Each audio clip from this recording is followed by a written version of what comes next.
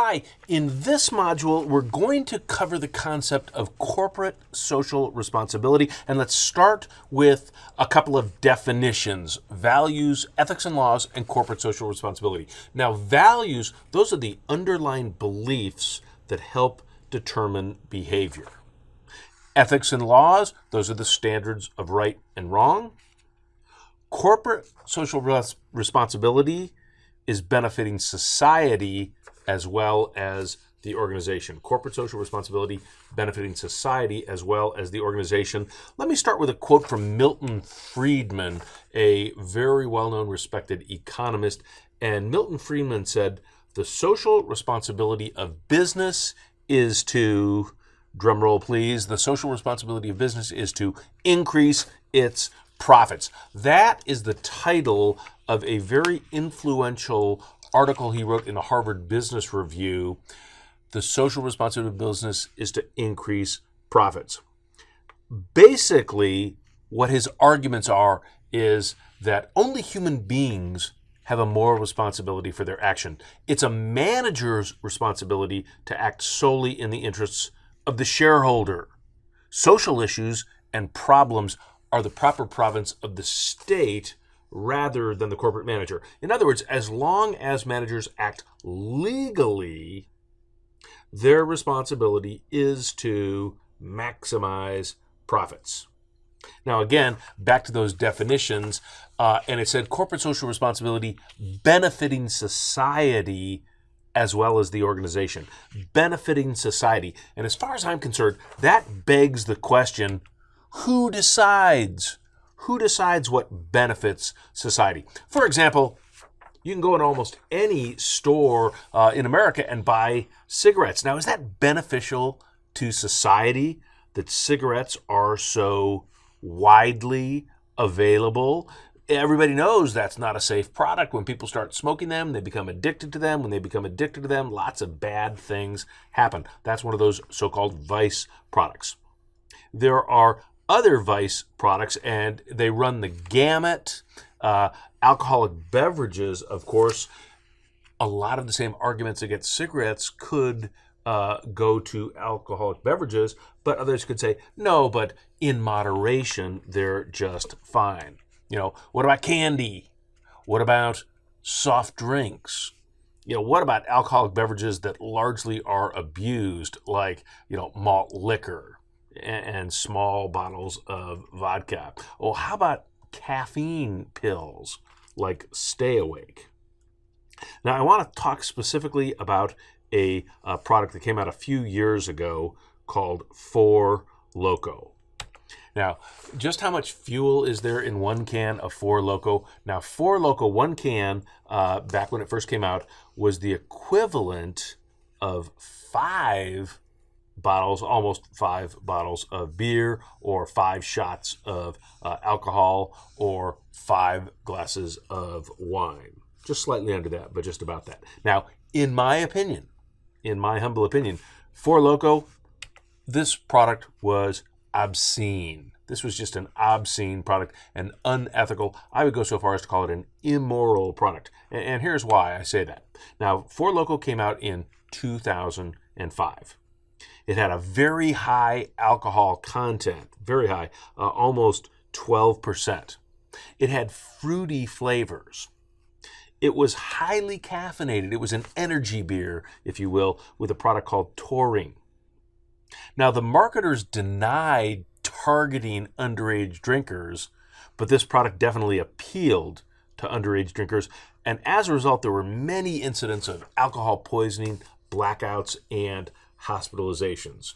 That's why I say it was an obscene product, because it could very easily be predicted that it was going to be excessively abused. Well, the government was about to come in and say you can't sell that anymore when the people at Loco proactively made changes on their own. They reformulated the product in January 2011. There's no caffeine or taurine, and they took out some of the alcohol.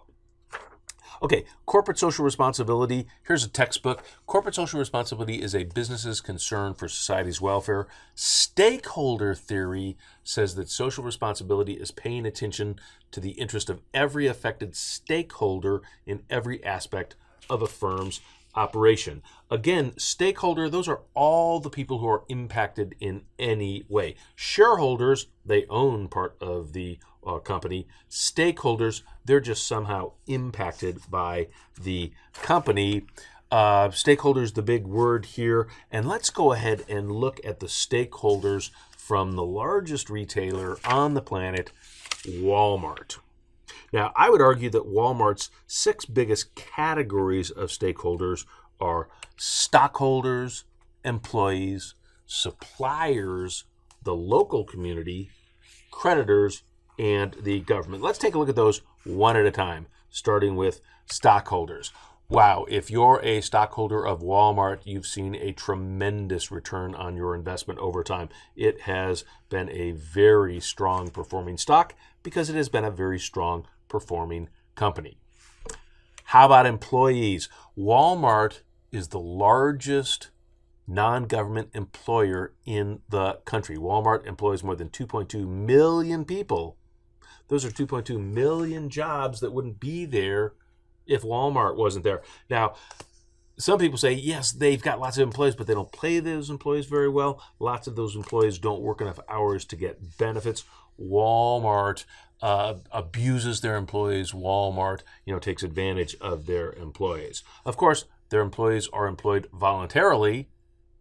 If they had a better option than Walmart, they would probably quit and take it. Suppliers.